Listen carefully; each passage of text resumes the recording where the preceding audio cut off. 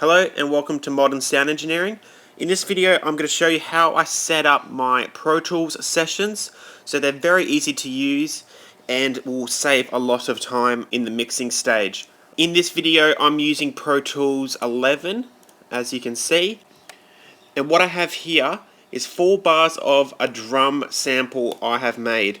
This is what you typically start with, all your tracks just there, but as you can see there's just nothing going on, there's just your tracks. Let's have a listen to what this sounds like.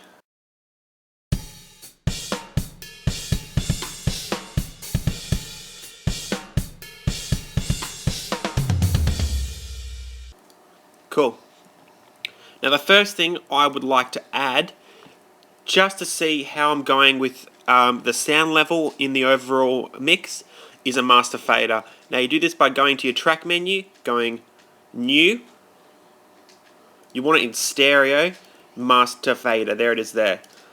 This will show me exactly what the overall mix is. Since I got about 10 to 12 tracks here just for the drums, I'd like to make a drum subgroup.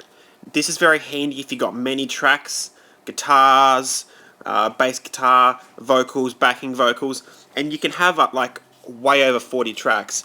And what you do, just to make it simple and easy to mix, so you can mix the drums as a whole, is you go track, new, always in stereo, auxiliary input. There it is there. Now I just got to rename this drums.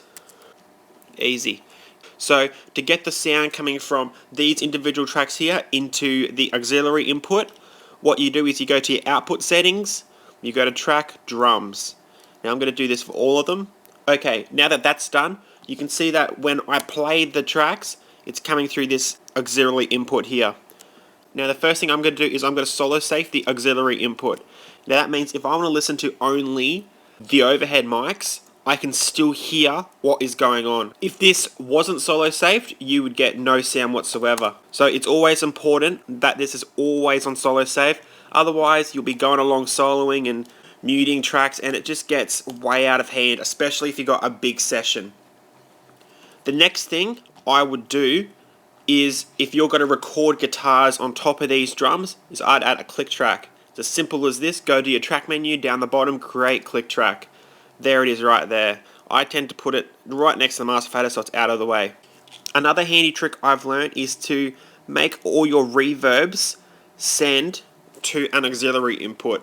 This will save on CPU, as you're only going to have the one track with the actual reverb plugin instead of, say, 20 tracks with plugins going everywhere. First thing I do is press Alt and click. That puts it automatically to 0.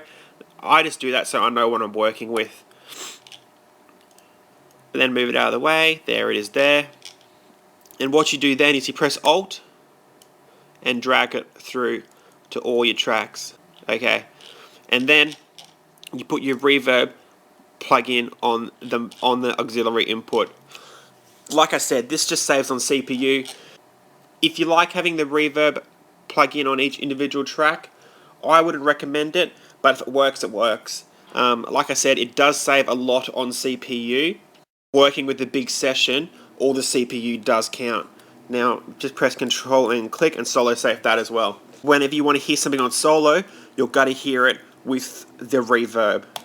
As you can see, I do like to spend a little bit of time setting up my Pro Tools session, but if you're working on a mix all day, it can seriously save you a lot of time.